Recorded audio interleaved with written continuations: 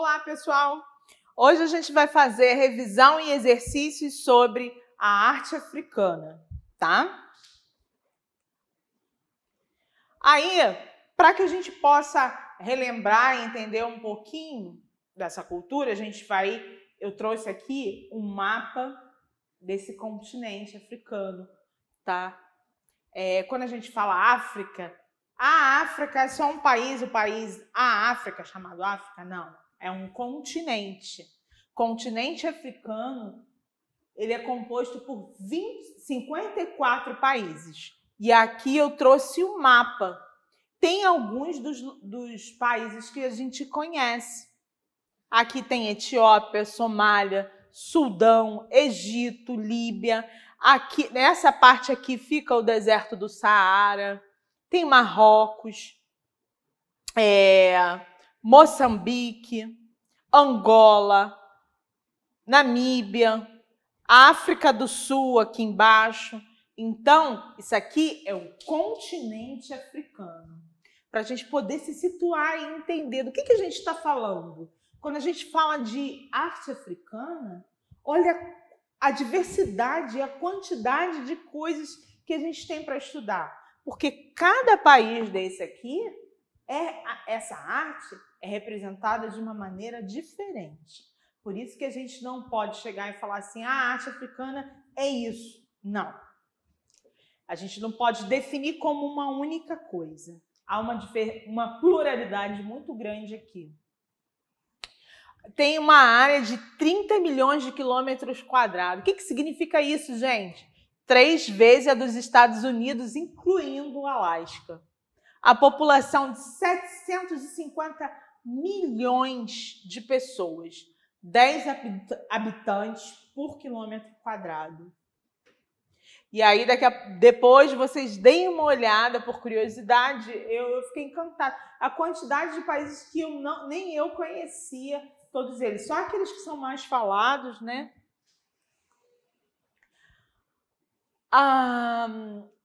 Eu coloquei ali ao lado de arte africana o Museu Imaginário do Ocidente. Por que eu coloquei isso? Porque, na verdade, o Ocidente, aqui no Ocidente, a gente imagina muita coisa, ou melhor dizendo, nem muita coisa. A gente imagina que a arte africana se resume só às máscaras africanas. Não. Existe um museu, um acervo muito grande. Por isso que eu coloquei Museu Imaginário do Ocidente. Declarações genéricas sobre um vasto continente configura preconceito. Por quê, professora? Porque você está falando de um continente, de um local que tem diversos países, uma pluralidade muito grande, e você faz só essa declaração. As máscaras africanas são bem legais, os tecidos coloridos são bem legais, mas a África não se resume a isso. Então, é um pré-julgamento, um pré-conceito, né?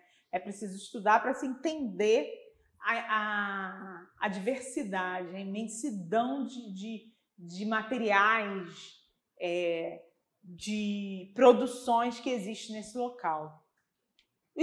Os estereótipos que a África, que esse continente também é um ambiente físico coberto por selva e não há mudanças sociais, culturais significativas.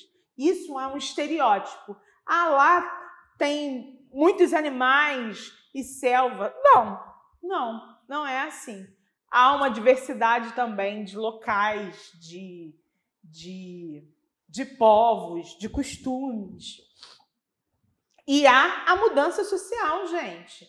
Essa mudança, ela acontece em todos os lugares. E culturais também, significativos. Não é arte primitiva. Coloquei esse não em letras garrafais. Sim, arte tradicional, seja ela africana, oceânica ou americana. Arte primitiva no sentido pejorativo. É uma arte crua, é uma arte muito primária, quase que infantil, de tão simples. esse falar primitivo que eu quero que vocês tirem da cabeça de vocês, tá? A arte africana, a arte indígena, ela não é isso. E ela é sim uma arte tradicional. É uma arte que tem uma história para contar, ou melhor, tem várias histórias para serem contadas, conceitos, rituais e crenças que são impregnadas nessa produção. E a arte tradicional, ela pode ser, como eu já falei, africana, oceânica ou americana. Povos mais antigos de existência pastoril, arte, pintura corporal e vasilhas de leite. Isso é uma tradição. Então, o que eu estou querendo dizer aqui? Em alguns locais nesse vasto continente africano, tem os povos mais antigos, né?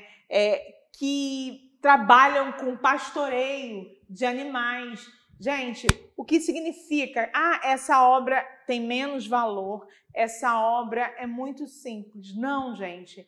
Existem grupos que são grupos mais resistentes a essa transformação global toda, que até por convicção, ele quer manter aquilo ali, ele quer manter daquele jeito a forma de produção. Então, isso configura o quê? Uma tradição. Esse grupo, eles trabalham muito a pintura corporal, eles trabalham nas vasilhas de leite deles, que para eles é importante, que para eles tem um significado, tá? E aí a gente tem que entender também que esse grupo não tem a pretensão de ser um artista plástico. Então, tudo isso tem que ser pensado quando a gente estuda a arte indígena, a arte africana. Pinturas rupestres no deserto do Saara, produzida pelos agricultores. Quem são essas pessoas que produzem essa pintura rupestre? É um artista? Não, é um agricultor. Então, ele vai falar daquilo que acontece ao redor dele, da história dele, da verdade dele, do que ele tem para contar. Herança cultural vasta. É a herança que ele traz, né? Na pintura rupestre, na pintura e na escultura.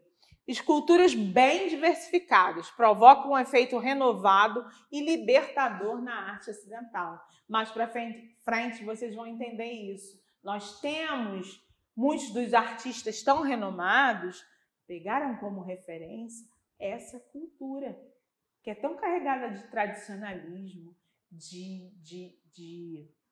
dessa força do sagrado.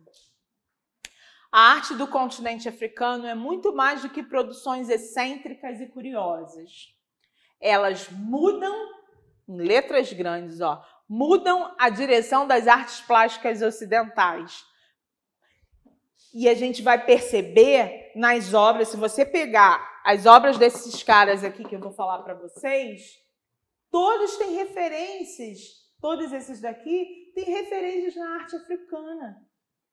Então, ela vai mudar a direção das obras ocidentais, das obras vistas como aquelas mais eruditas também. Olha, isso a gente percebe nas obras de Picasso, Matisse, Brancusi, Braque e entre outros.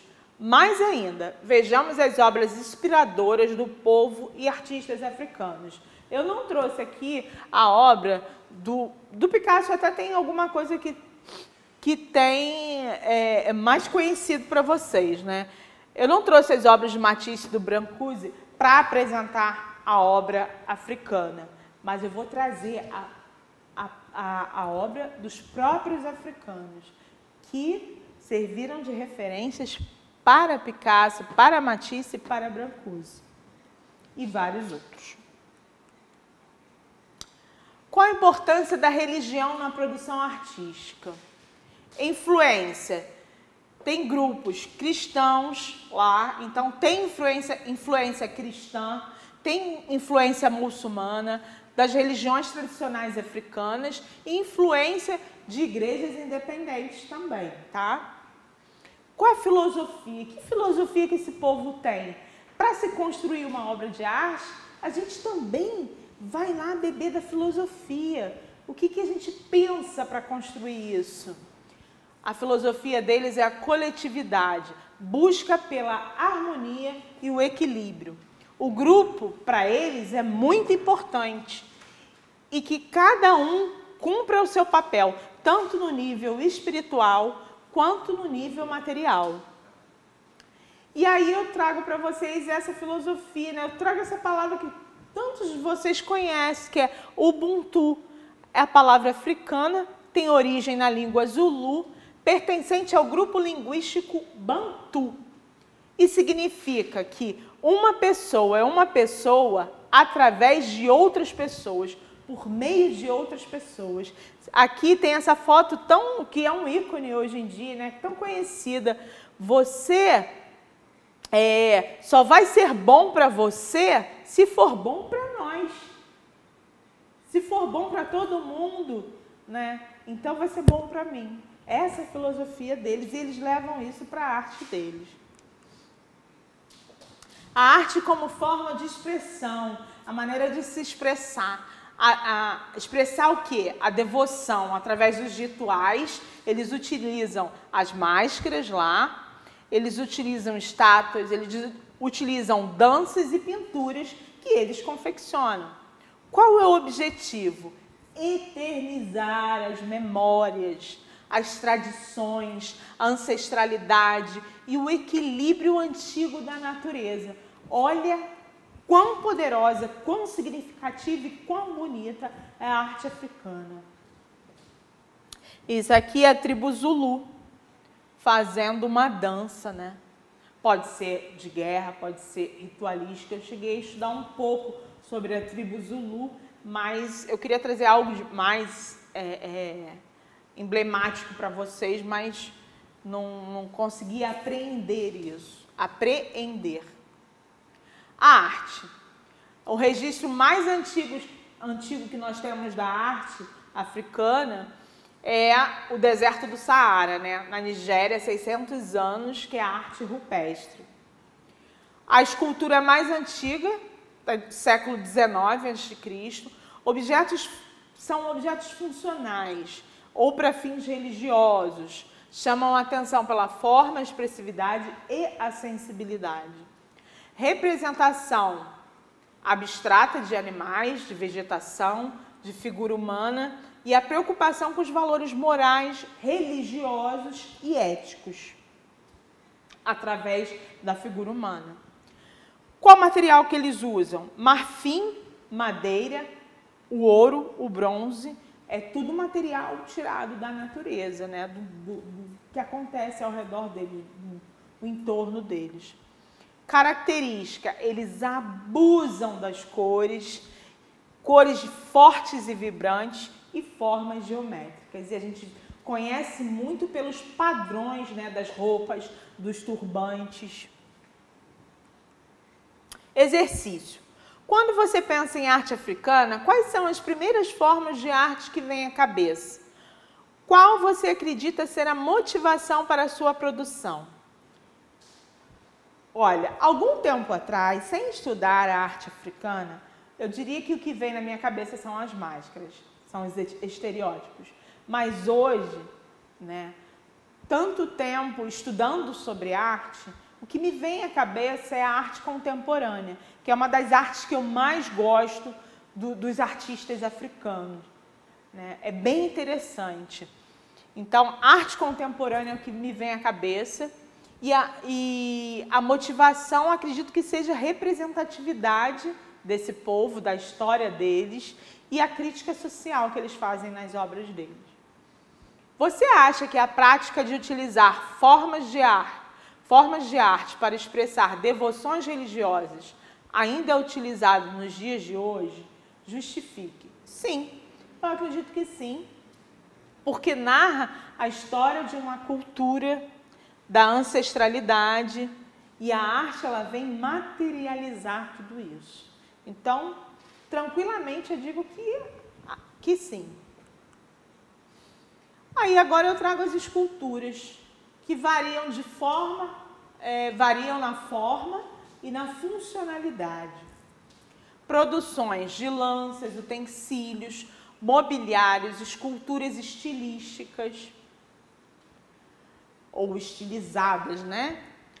Qual o objetivo? Passar o pensamento coletivo da tribo, pensamentos coletivos dessa tribo. Escultores os escultores, isso é muito bacana, gente. Os escultores são comparados a heróis culturais em alguns povos. Por quê? Os escultores vão trazer, gente, a história desse povo. Vai mostrar, vai contar a história desse povo. Técnicas e instrumentos de trabalho são passados de geração em geração. Olha que significativo. E antes de iniciar os trabalhos, os artistas passavam por uma purificação. Acreditavam que os espíritos e forças mágicas da natureza corpo físico nessa escultura. Então, alguns passavam por esse ritual para se purificar, para construir aquilo ali. É o que eles acreditavam, é a cultura deles. Aqui eu trago a escultura de terracota da civilização Nok, da Nigéria. Data de... Que século é esse, gente? Ano 16 a.C. E aqui, a escultura da tribo Makonde, da África Oriental, de 1974.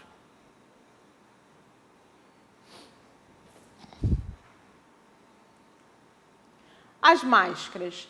As máscaras narram histórias e significados carregados de misticismos. O adorno para incorporação de espíritos, para adorno, né? Para adornar, enfeitar, né? Incorporação de espíritos e a chance de adquirir forças mágicas. Eles acreditam nisso. Eram modeladas nas selvas, longe dos olhares dos curiosos, para garantir purificação e ligação ao sagrado. Então, eles iam confeccionar as máscaras mais afastadas, para que não ficassem olhando e para que aquilo fosse feito com todo o respeito e cuidado que merecia, porque era o sagrado que eles estavam construindo ali. É o sagrado, né? Formas, símbolos e expressões são criados intencionalmente. Tudo tem uma intenção. Os artistas do cubismo, do expressionismo e fauvismo se inspiram nas máscaras e formas geométricas da arte africana. Sobretudo aqui quando a gente estuda expressionismo, não é colocar o artista expressionista, ele expressa aquilo que é subjetivo nele, é de dentro para fora. Então, nada melhor do que se expressar mesmo num povo que traz essa tradição de colocar ali a sua história, a sua expressividade, a sua subjetividade. E aqui são exemplos de máscaras africanas. Ali, ó, os detalhes com cores, com formas. E uma coisa interessante nas máscaras africanas é que aqui, esse local aqui, é o local onde tem o poder. Então, muitas das máscaras têm algum detalhe aqui que chame a atenção, ó. Essa parte aqui, ó. Aqui também, outro tipo de máscara. E aqui é uma das obras de Picasso, né? Cabeça de Mulher e a Máscara Dan, de 1907, inspirada em máscara africana. Ele utiliza esses movimentos, essas linhas geométricas, né? É como se ele invertesse, né? Essa parte foi para cá e essa foi para cá.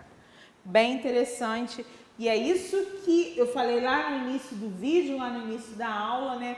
A arte africana, ela vem dar um novo rumo à arte ocidental. E esses artistas se apropriam, se inspiram disso, né? Para ir construindo, seguindo em frente com as suas produções.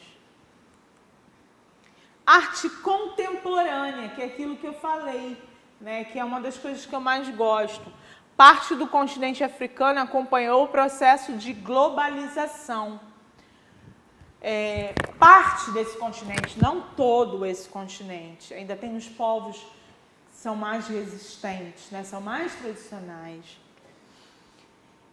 Novos estilos e técnicas atuais, dividindo o espaço com uma arte tradicional. Esses artistas, eles não desmerecem aquilo que é tradicional, mas eles já se apropriam de novos estilos. Aqui, ó, a obra que é uma arte digital, End of Dark Days, Dias Negros, né? Acho que Dias Negros, por Daniel Emeka. E aqui eu percebi que é como se fosse uma gruta, né? Uma pessoa passando, e aqui como se fosse o mapa do continente africano. Bem interessante essa obra. E tem muitas outras obras de artistas contemporâneos interessantíssimas e que eles expressam muitas das questões sociais que eles passam, né, e que eles observam mundo afora. Bem interessante. Exercício. Muitos confundem objetos da arte africana com artesanato. Na sua opinião, o que diferencia uma máscara africana de uma peça de artesanato? Artesanato nem sempre carrega simbologia, história e histórias, né? Tradições, e algumas vezes é produzido em série. Um objeto que é produzido da mesma forma, são várias reproduções, não carrega ali uma vivência. Então, por isso que há uma grande diferença entre artesanato, né, e as máscaras africanas. Que no Ocidente ainda se compra muita máscara africana só para decorar a casa, como artesanato mesmo. Não sabe a história.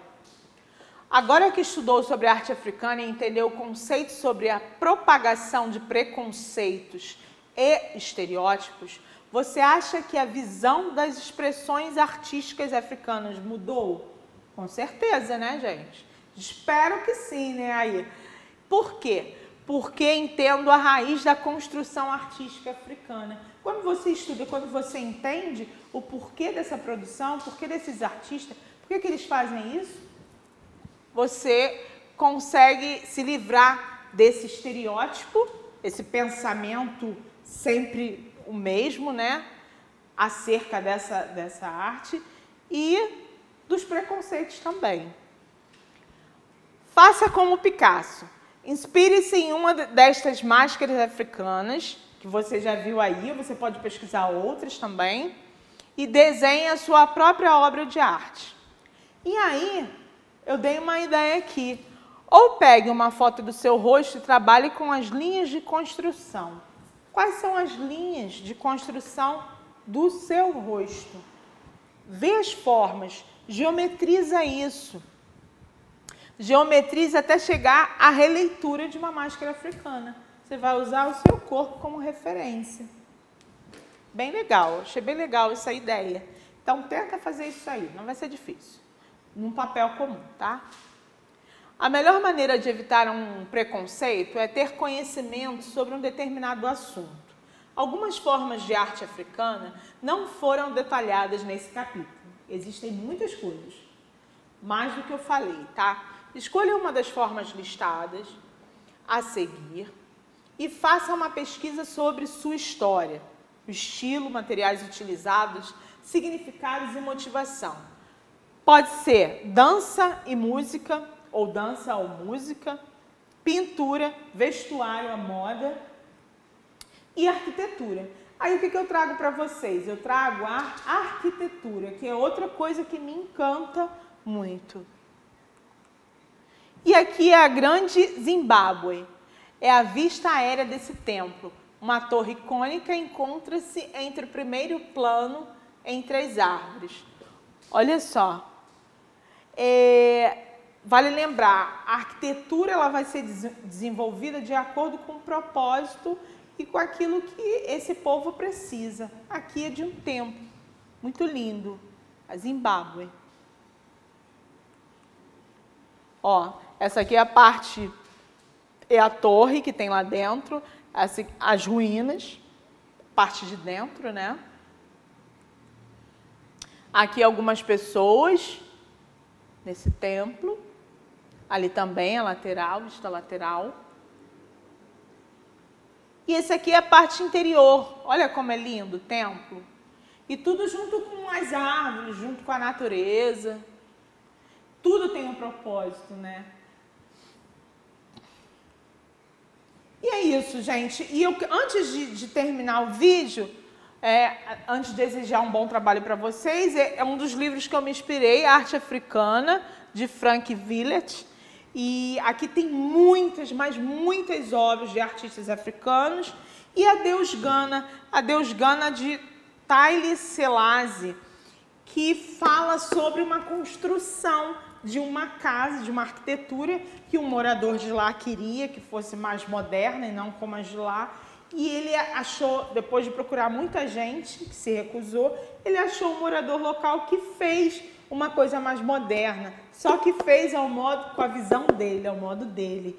Ou seja, abriu um espaço que o dono nem sabia que poderia ser uma possibilidade, que ele visse, que ele contemplasse aqui o moderno com o tradicional, que é aquele espaço da natureza. E aí é bem legal. Eu ainda estou lendo esse livro e é uma questão bem legal. A arquitetura é misturar o moderno com o tradicional. E é isso, gente. Bom trabalho, muito obrigada, um abraço a todos.